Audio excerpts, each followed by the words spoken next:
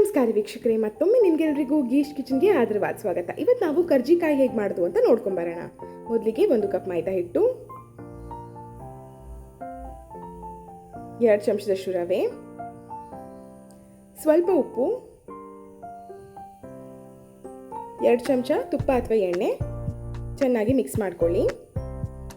ಇಲ್ಲಿ ತೋರಿಸಿರೋ ಥರ ಆಗಬೇಕು. ನಂತರ ಅದಕ್ಕೆ ಸ್ವಲ್ಪ ಸ್ವಲ್ಪನೇ ನೀರು ಹಾಕ್ಕೊಂಡು ಚಪಾತಿ ಹಿಟ್ಟಿನ ಅದಕ್ಕೆ ಕಲಿಸ್ಕೊಳ್ಳಿ.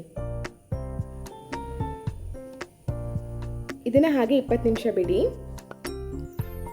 ನಂತರ ಹೂರಣಕ್ಕೆ 1 ಕಪ್ ಪುಟಾಣಿ, 1 ಕಪ್ ಹುರಿದಿರುವಂತಹ ಕಡಲೆ ಸಿಪ್ಪೆ ತೆಕ್ಕೊಂಡಿರೋದು, ಹಾಗೆ 1 ಕಪ್ ಹುರಿದಿರುವಂತಹ ಬಿಳಿ ಎಳ್ಳು, ಸ್ವಲ್ಪ ಏಲಕ್ಕಿ, ತರಿತರಿಯಾಗಿ ರುಬ್ಕೊಳ್ಳಿ, ಡ್ರೈ ಆಗಿ. ನಂತರ ಅದಕ್ಕೆ ಕೊಬ್ಬರಿ 1 ಕಪ್, ಹುರಿದಿರುವಂತಹ ಗಸಗಸೆ 1 ದೊಡ್ಡ ಚಮಚ, ಸಕ್ಕರೆ ಪುಡಿ ಇಲ್ಲ 3 ಚಮಚ ಹಾಕೊಂಡಿದ್ದೀವಿ. ಸ್ವೀಟ್ ಜಾಸ್ತಿ ಬೇಕು ಅಂದರೂ ಜಾಸ್ತಿ ಕೂಡ ಹಾಕೋಬಹುದು. ಚೆನ್ನಾಗಿ ಮಿಕ್ಸ್ ಮಾಡ್ಕೊಳ್ಳಿ.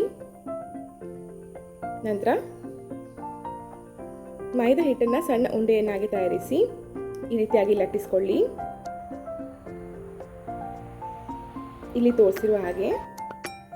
ನಂತರ ಮಧ್ಯದಲ್ಲಿ ಹೂರಣವನ್ನು ಇಟ್ಟು ಸೈಡನ್ನು ಚೆನ್ನಾಗಿ ಪ್ಯಾಕ್ ಮಾಡ್ಕೊಳ್ಳಿ.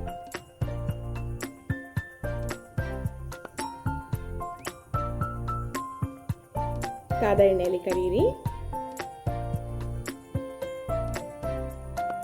ಉರಿ ಸಣ್ಣ ಅಥವಾ ಮೀಡಿಯಂ ಇರಲಿ. ಹೀಗೆ ತಯಾರಾಗುತ್ತೆ ಚೌತಿ ಸ್ಪೆಷಲ್ ಕರ್ಜಿಕಾಯಿ. ಈ ರೆಸಿಪಿಯನ್ನು ತಯಾರಿಸಿ ಹೇಗಾಗಿದೆ ಅಂತ ಕಮೆಂಟ್ಸ್ ಮೂಲಕ ತಿಳಿಸಿ. ಹಾಗೆ ನಮ್ಮನ್ನು ಸಬ್ಸ್ಕ್ರೈಬ್ ಮಾಡೋದನ್ನು ಮರಿಬೇಡಿ. ಮತ್ತೆ ನಿಮ್ಮೊಂದಿಗೆ ಬರ್ತೀವಿ ಈಸಿ ಸ್ಪೆಷಲ್ ರೆಸಿಪಿಗಳೊಂದಿಗೆ. ಧನ್ಯವಾದ.